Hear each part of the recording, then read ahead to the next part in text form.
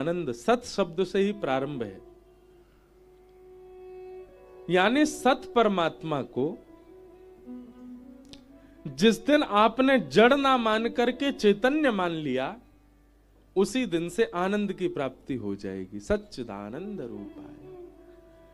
हम अपने ठाकुरों को हम सेवा करते हैं, सबके घर में सेवा विराज रही है, चाहे लड्डू गोपाल हो, चाहे त्रिभंग लली ठाकुर जी हो, हमारे गिरधर लाल जी हैं, किसी के यहां चित्रपट की सेवा है।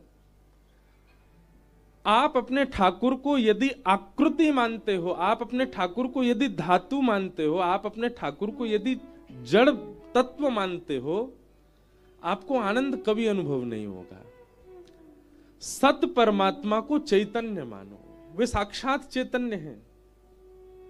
वे हमारी तरह खामे, वे हमारी तरह बैठे, वे हमारी तरह चले। महाराज जी अभी बैठे थे, सुदामा कुटी वाले, वे कह रहे थे, चर्चा सुना रहे थे। उसी भक्तमाल में कथा आती है धन्ना जाट की। धन्ना जी महाराज,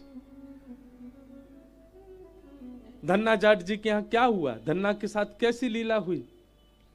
एक संत सेवा करते थे शालिग्राम भगवान की, और धन्ना जी बैठ करके देखते थे। उनके मन में आयो कि मैं भी सेवा करूं। अच्छा एक बात और, अगर मेरे मुंह से बार बार ब्रजभाषा निकले तो क्षमा करियो, ये हमारी मातृभूमि है, यहाँ तो ब्रजभाषा में ही कथा होएगी। तो जिनको समझ आए अच्छी बात, नहीं समझ आए फिर भी मूड हिलाते रहिए। तो चैतन्य पर चर्चा कर रहे हैं। धन्ना जाट जी के मन में आई, छोटे से बालक हैं धन्ना, संत कुछ दिन उनके यहां रहे, रोज सेवा करते। बच्चों का स्वभाव होता है, दादी दादा नानी नाना या घर में कोई संत आ जाए और उनकी सेवा देख लें तो बच्चों का बड़ा मन लगता है उसमें। तो धन्ना जी बैठते थे, रोज देखते थे सेवा। एक समय आया, संत का वापस जाने का समय आया, तो धन्ना जी रोने लगे। संत बोले, अरे बालक मैं आ जाऊंगा, तू मेरे पाम छोड़ दे, मैं जल्दी आ जाऊंगा। बोले नहीं, मैं आपके लिए नहीं रो रहा हूं, अपने ठाकुर जी मुझे दे जाओ, उनके लिए रो रहा हूं। मैं आपकी जैसी सेवा उनकी किया करूंगा। महाराज धन्ना जी इतने जिद में अड़ गए कि पूरा घर अधर कर दिया उन्होंने, संत को जाने ही नहीं दें, मुझे इनके ठाकुर जी चाहिए। तो संत ने एक लीला क्या की, जहां पर पूजा का स्थान था वहां सिंहासन पर उनके शालिग्राम जी बैठे थे, तो उन्होंने चुपचाप शालिग्राम जी तो धर दिए नीचे, और सिंहासन पर बाहर से एक चिपटो सा पत्थर लाके धर दियो, और वहां पे इत्र आदि लगा दी। और धन्ना जी से बोले, इधर आओ बेटा, देखो तुमको सिंहासन वाले ठाकुर जी चाहिए या नीचे वाले ठाकुर जी चाहिए, बताओ, राजा वाले ठाकुर जी चाहिए या सिपाही वाले ठाकुर जी चाहिए। छोटा बालक धन्ना बोले, नहीं हमको तो राजा वाले चाहिए। और राजा वाले जो थे वो तो चिपटा पत्थर था, शालिग्राम जी तो नीचे विराज रहे। तो संत ने कही, ठीक है अब ये तुम्हारे ठाकुर जी हैं, ठीक है, अब इस सिपाही वाले ठाकुर जी हम ले जा रहे हैं, वो असली शालिग्राम जी थे संत के। बोले हाँ हाँ हमको राजा ठाकुर दे दो। शालिग्राम जी लेकर के चले गए, और वो सामान्य पत्थर गली का ऊपर रखा। अब धन्ना जी उनको ही नहलामे, उनको ही सुलामे, उनके ही तिलक करे, मैया से लड़े, मैया मुझको रोरी दिलवाओ, चंदन दिलवाओ, ठाकुर जी को श्री लगानी।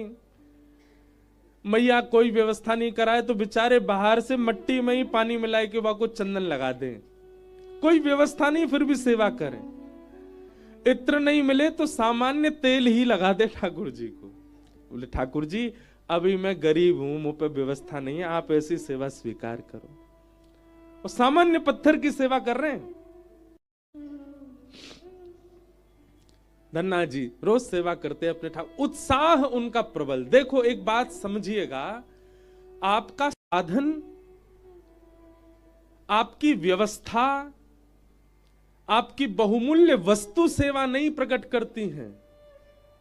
सेवा में दो चीजें बहुत आवश्यक हैं, पहला भाव और दूसरा उत्साह। यदि भाव और उत्साह है तो व्यवस्था कैसी है ठाकुर जी को कोई चिंता नहीं। भाव और उत्साह प्रबल होना चाहिए ठाकुर जी के प्रति, और धन्ना जी का वो प्रबल है, भाव भी प्रबल है और उत्साह, उत्कंठा, आलस्य नहीं करते सेवा में। अपने ठाकुर जी को ऐसी मट्टी घिस के वहां में जल लगा के चंदन भी लगा देते। ठाकुर जी चंदन लग गए हो, तेल लगा के बोलते इत्र लग गए हो। बोले भोग कैसे लगाऊं? मैया से लड़ते, बोले पहली थाली ठाकुर जी की निकालो, ठाकुर जी का भोग लगेगा। ठाकुर जी के आगे भोग धर देते, पर्दा लेके ऐसे ही खड़े हो जाते, ठाकुर जी भोग लगा लो। और थोड़ी देर पकड़ के खड़े रहते, फिर वहां के बाद ऐसे पर्दा नीचे करके देखते ठाकुर जी खा रहे हैं कि नहीं। अरे आप तो पाई ना रहे, जल्दी पा लो ठाकुर जी, अच्छा नहीं, एक देर और पा लो।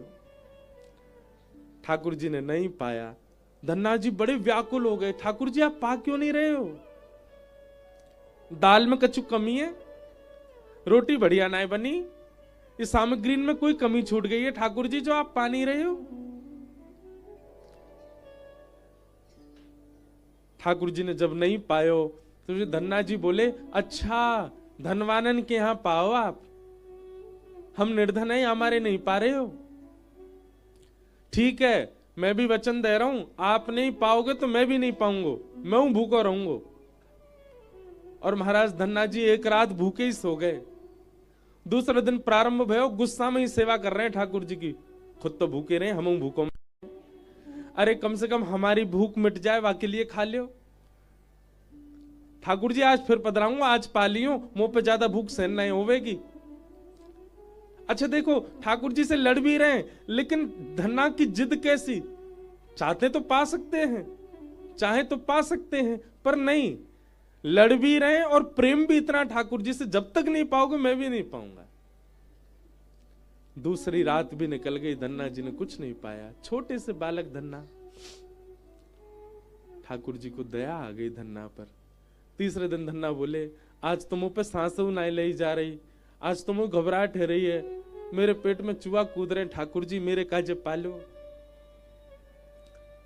पुनः थाली लेके आए, बोले आज नहीं पायो तो प्राण निकल जाएंगे मेरे। ठाकुर जी पाए लो। और पर्दा करके जैसी धन्ना जी थोड़ी देर प्रतीक्षा करने लगे, इतने में ही महाराज चटकारीन की आवाज आने लगी भीतर से, कोई अपनी उंगली चाट चाट के पाए रहे।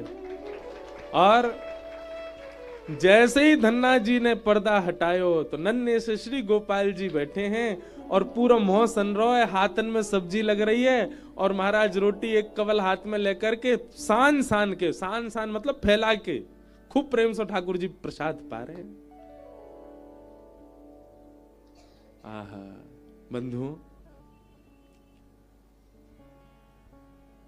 असली शालिग्राम जी तो संत अपने संग ले गए थे, तो गली के चिपटे ठाकुर जी धर गए थे।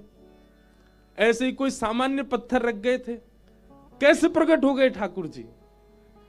ठाकुर जी का अस्तित्व किसी विशेष धातु में नहीं होता है, आपके भाव में होता है।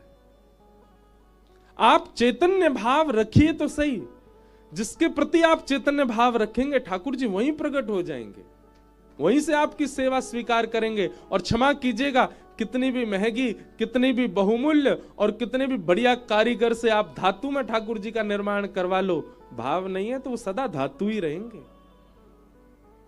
हमारे पूज्य पिताजी महाराज बड़ी सुंदर धुन में गाते हैं, भाव के वश में है भगवान, भाव के वश में है भगवान, भाव नहीं तो हर मंदिर में, भाव नहीं तो हर मंदिर में, दीखत बस पाषाण, भाव होए तो जित देखूं तित, प्रगट होए घनश्याम, भाव के वश में है भगवान, भाव के वश में है। ठाकुर जी प्रकट हो गए धन्ना के लिए और प्रेम से पाने लगे। कुछ दिन बाद धन्ना जी बड़े हो गए, ठाकुर जी को अपने गोजा बोलते हैं जेब को, जेब में धर के ले जाते गैया चरावे के लिए, और घर से गांव से थोड़ी दूर जाते ठाकुर जी प्रत्यक्ष प्रकट हो जाते और धन्ना के गले में गलवैया डाल करके गैया चराने जाते थे। ऐसी धन्ना की भक्ति। कुछ साल बाद उन संत का वापस आगमन हुआ धन्ना जी के यहाँ। धन्ना जी के यहाँ आगमन हुआ। धन्ना जी के पिताजी ने कही, ए धन्ना, आज गैया चरावे मत जाइयो, आज गैयाओं को यहीं चरा ले। बोले काहे को? आज गुरुजी आ रहे हैं, बचपन में आए थे याद है, जाने तो ठाकुर जी दिए। ओहो, मेरे गुरुजी आ रहे हैं। नहीं नहीं ठाकुर जी गैया चरा लाएंगे, मैं घर पर रहूंगा। घर वाले बोले, जन कहा बात बना रहा है, ठाकुर जी गैया चराएंगे? धन्ना जी थोड़ी दूर गए और अपनी जेब से ठाकुर जी निकाले। ठाकुर जी प्रकट है गए। ठाकुर जी आज गैया आप ही चराया हो, मेरे गुरुजी आ रहे हैं, मैं उनकी सेवा करूंगा। ठाकुर जी गैया चराने चले गए, धन्ना अपने घर चलोगो। और यहां गुरुजी आए, पैर धोए, माला पहनाई, दक्षिणा रखी, चंदन लगायो। अरे वाह लाला, तू तो बड़ा है गयो धन्ना। अरे गुरुजी सब आपकी कृपा। और सेवा पूजा चल रही है कि नहीं? हाँ ठाकुर जी की खूब बढ़िया सेवा चल रही है। नवा धुवाए के, तिलक फोटा लगाए करके, बढ़िया प्रसाद पवाए के भेज दियो। ठाकुर जी गैया चरावे गए हैं अभी। गुरु जी बोले, हैं गैया चरावे गए मतलब? हाँ वो प्रकट है, जाए सबके आगे ना आमे, मैं गले में गलवैया डाल गैया चरावे जावे। आज आप आ रहे, हमारे अकेले ठाकुर जी गए गैया चरावे। गुरु जी बोले, क्या पागलपनों जैसी बात करते? बोले नहीं गुरु जी, आप जो देकर के गए उन्हीं की कृपा है, उन्हीं की सेवा करी। पूरी बात बताई धन्ना ने, कैसे चटकारे लेके ठाकुर जी पाते हैं, कैसे गले में गलवैयां डालते हैं, कैसे गोद में बैठ जाते हैं, कैसे बतियाते हैं। गुरु जी को विश्वास नहीं होता। गौधूली बेला हुई, शाम का समय हुआ। धन्ना बोलो, आपको भरोसा नहीं है ना, आओ मेरे संग, गांव तक दूर चलो, मैं दिखाऊं। और गुरु जी को हाथ पकड़ करके लेके गए धन्ना जी। तभी क्या देखा, धन्ना जी की गाय आ रही हैं और उन गायन को हाँकते हुए श्याम सुंदर आ रहे हैं। त्रिभंग ललित मनोहर पीतांबरी पहनी है, ठाकुर जी के मधुर अलकावली हैं। तम गो रजत छुरित कुंतल वद्दवरह, वन्य प्रसून रुचिरे छड़ चारुहासम। गैयाओं की रज उड़ उड़ करके श्री अंग पर लग रही है ठाकुर जी के। ऐसी छवि का दर्शन करके गुरु जी तो वहीं मूर्छित हो गए। होश में जब आए, धन्ना को हृदय से लगा लिया और हृदय से लगा करके बोले, धन्ना जीवन पर्यंत सांचे शालिग्राम भगवान की सेवा करी पर कभी प्रकट नहीं भय। मैं तो को गली को एक सामान्य चिपटो पत्थर दे गयो, तेने वहां से ठाकुर जी प्रकट कर दिए। धन्य है तेरी भक्ति। इसी भाव से ही भागवत जी का महात्म का प्रारंभ है कि परमात्मा सत्य है, पर उनके प्रति आप जड़ बुद्धि मत रखो, उनके प्रति आप चैतन्य बुद्धि रखो, उनके प्रति आप चैतन्य भाव रखो। आप उनको पाषाण मत मानो, सत परमात्मा को चैतन्य मानोगे तो यही सत्य चैतन्य बन करके आनंद प्रदान करेगा। सच्चिदानंद रूपाय। अनेक अर्थ हैं इस भाव के, पर एक अर्थ ऐसा भी, विश्वोत्पत्त्यादि हेतवे, विश्व की उत्पत्ति, पालन और संहार का जिनका कर्म है, संसार बनाते हैं, पालन करते हैं और उसका उद्धार कर देते हैं। तापत्रय विनाशाय, जीव मात्र के समस्त ताप यानी कि कष्टों को जो नाश कर देते हैं, ऐसे श्री कृष्णाय वयम नमः। तापत्रय विनाशाय पे थोड़ा प्रकाश डालूं। एक बात बहुत ध्यान से सुनिएगा बंधुओं, मेरी शरण में आने वाले के समस्त तापों को मैं नाश कर देता हूं। ठाकुर जी अगर ये बात कह रहे हैं तो हम व्यास हैं, कल हापुड़ कथा विराज विश्राम करके आए, आज यहां प्रारंभ कर रहे हैं। 5 तारीख को यहां विश्राम करेंगे, 6 से ऋषिकेश में प्रारंभ करेंगे। हम तो इतनी लीला गा रहे हैं ठाकुर जी की, तो मुझे तो जुकाम होना ही नहीं चाहिए था। तापत्रय विनाशाय, सब प्रकार के ताप दूर करने वाले हैं ठाकुर जी। तो हमारे जीवन में कभी मानसिक रोग, कभी शारीरिक रोग, कभी व्यवहारिक रोग मुझ जैसे को भी स्पर्श नहीं करे। भले ही हम भक्त नहीं, पर कथा तो गाते हैं ठाकुर जी की। इसका मतलब क्या है? आपके प्रारब्ध में जो जीवन में आना है वो तो आएगा, उसको आप दूर नहीं कर सकते। लेकिन श्री ठाकुर जी की शरणागति से उस आने वाले कष्ट का प्रभाव आपको अनुभव नहीं होता, आपको पता नहीं चलता। समझ रहे हैं ना बात को? मानसिक पीड़ा आ सकती है, शारीरिक कष्ट आ सकता है, व्यवहारिक संसारिक कष्ट जीवन में आ सकता है, पर ठाकुर जी की शरणागति जो ले लेता है उसको फिर कष्टों का अनुभव नहीं होता, वो सामान्य हो जाता है, वो सम हो जाता है। क्या मीराबाई के जीवन में कष्ट नहीं था? क्या सूरदास जी के ना नेत्र होने का उनको कष्ट नहीं था? क्या रैदास जी को, क्या कबीरदास जी को, जितने भी भक्त आप उठा लो, क्या उनके जीवन में कष्ट नहीं था? अगर व्यवहार दृष्टि से आप देखो, संसारिक दृष्टि से आप देखो, तो सबके जीवन में कष्ट है, पर क्योंकि वे ठाकुर जी की शरणागत हैं, इसलिए उस कष्ट का अनुभव नहीं होता। मैं आज की भाषा में कहूं तो ठाकुर जी की भक्ति एनेस्थीसिया को इंजेक्शन है। लग जाएगो, सुन्न पड़ जाओगे, ऑपरेशन तो होएगो, काट फाड़ तो होएगी, लेकिन दर्द ना होएगो। जीवन में संकट तो आवेंगे हर प्रकार के, पर वह पीड़ा प्रभाव नहीं डालेगी आपके ऊपर। मीराबाई का एक बहुत सुंदर पद है। मीराबाई कहती हैं, किसी ने उनसे कहा कि अरे तुम ये ठाकुर जी के गुण मत गाया करो, ये राणा जी तुम पर बहुत ज्यादा कष्ट देते हैं, किसी दिन तुमको ज्यादा कष्ट ना दे दें, विष पिलाने का प्रयास करते हैं, सर्पों से डसवाने का प्रयास, सब प्रकार से प्रयास करते हैं, ये कहीं कोई बड़ा षड्यंत्र ना रचा दें। तुम ठाकुर जी को भजना छोड़ दो मीरा, और कम से कम भजो तो एकांत में भजो, उनके सामने मत भजा करो। मीराबाई कहती है, मैं तो गोविंद रा गुण गासूं, राणा जी रूठे तो मने काए करसी। मैं तो गोविंद रा गुण गासूं, राणा जी रूठे तो मने काए करसी। मैं तो गोविंद रा गुण गासूं, राणा जी रूठे तो मने काए करसी। मैं तो गोविंद रा गुण गासूं, राणा जी रूठे तो मने काए करसी।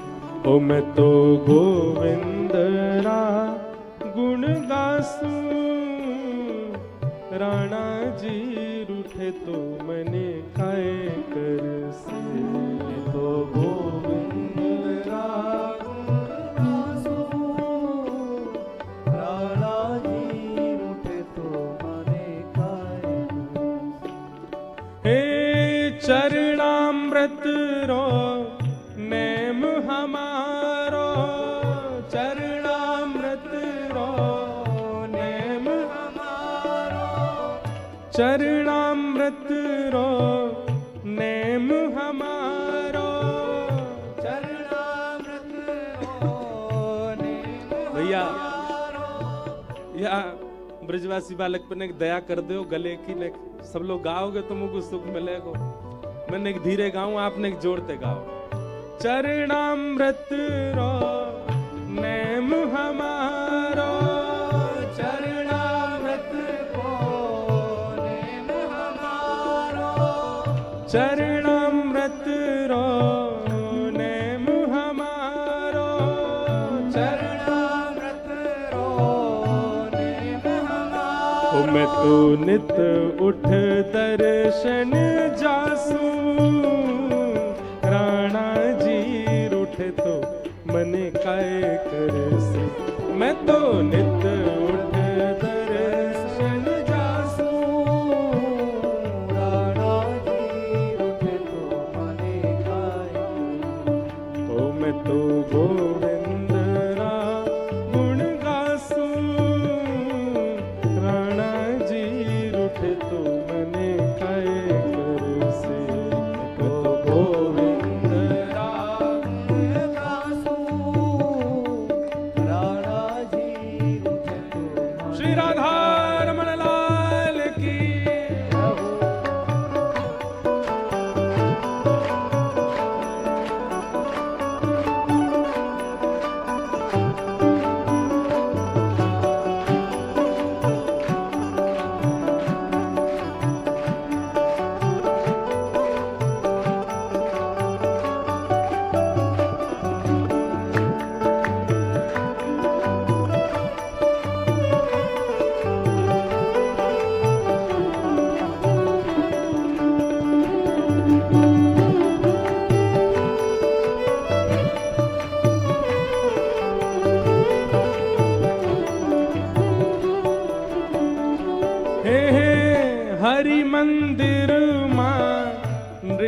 करास्या हरि मंदिर मां नृत्य करास्या हरि मंदिर मां नृत्य करास्या हरि मंदिर मां नृत्य करास्या मैं तो घूंघरिया घम कास्यू राणा जी रूठे तो मने काय कर से मैं तो घूंघरिया घम कास्यू राणा जी रूठे तो मने अरे इसे कहते हैं तापत्रय विनाशाय। हमसे कोई कह दे तुम ऐसा नहीं कर सकते ठाकुर जी की सेवा में, जैसे बुरा नहीं मानना, कई भक्त पति होते हैं तो उनकी पत्नी आंख दिखाती है, नहीं रखोगे एकादशी का व्रत, कल हमारे बच्चे का जन्मदिन है, बेचारा डर के मारे नहीं रखता। कई पति लोग भी पत्नी को डांट देते, नहीं जाना वृंदावन, बेचारी चुपचाप बैठ जाती कोने में। कई माता पिता बच्चों को डांट देते, नहीं सुननी कथा, पढ़ाई करो, एग्जाम आ रहे हैं तुम्हारे, वैसे करनी चाहिए पढ़ाई, हाँ समय मिले तो सुनो। पर ये सारे तो एक व्यवहारिक कष्ट मैंने बताए, लेकिन संसार कई कष्ट हमको देता, उन कष्टों के कारण हम ठाकुर जी के भाव को पीछे छोड़ देते। मीराबाई कहती है कष्ट प्रधान नहीं है, भाव प्रधान है, हमारी सेवा प्रधान है। अरे कष्ट आवे हम उसको प्रधानता क्यों दें? हमारी क्या स्वभाव बन गया, कष्ट जीवन में आया हम आसन कुर्सी लगा के उसको पहले बैठाते हैं, प्रायोरिटी उसको देते हैं। जैसे फ्लाइट में जाना हो, बिजनेस क्लास वाले को प्रायोरिटी मिलती है, हाँ?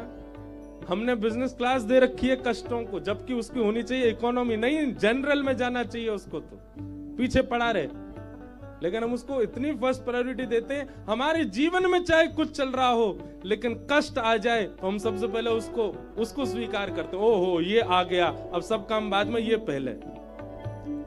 लेकिन भक्त का ये स्वभाव नहीं है। भक्त का स्वभाव क्या है? पहले ठाकुर जी। कष्ट आया है, चाहे शारीरिक कष्ट है, मानसिक कष्ट है, विचार का कष्ट है, भाव का कष्ट, सब पीछे देखेंगे, पहले ठाकुर जी को देखेंगे। मीराबाई कहती है मैं तो मंदिर में नाचूंगी, और नाचूंगी नहीं, घूमर करूंगी ठाकुर जी के आगे। राणा जी रूठे तो मने काय कर से, मैं तो गोविंद राम दासू। राणा जी रूठे तो मने काय हे राम नाम झाज चला स्या, राम नाम झाज चला स्या। एक आपको बड़ी गोपनीय बात बताएं, मीराबाई के हृदय के ठाकुर कौन है? श्री गिरधर गोपाल। मीराबाई सेवा किनकी करती है? श्याम सुंदर की। पर मीराबाई का नाम जप क्या है पता है? राम। मीराबाई राम राम राम राम जपती हैं, सेवा ठाकुर जी की करती हैं। ऐसे हमारे श्री कोकिल साईं, आप कोकिल श्री जानकी जी के हैं, आप मानसी में दर्शन श्री राघव जी का और श्री किशोरी जी का करते हैं, पर धाम चुनो टेढ़ी टांग वाले को धाम। और मैंने तो सुना है, साईं से सुना है, क्या कि साईं की बड़ी रति तो बरसाने में थी, हमारी श्री जी के चरणन में थी। बरसाना बहुत प्रिय था साईं को।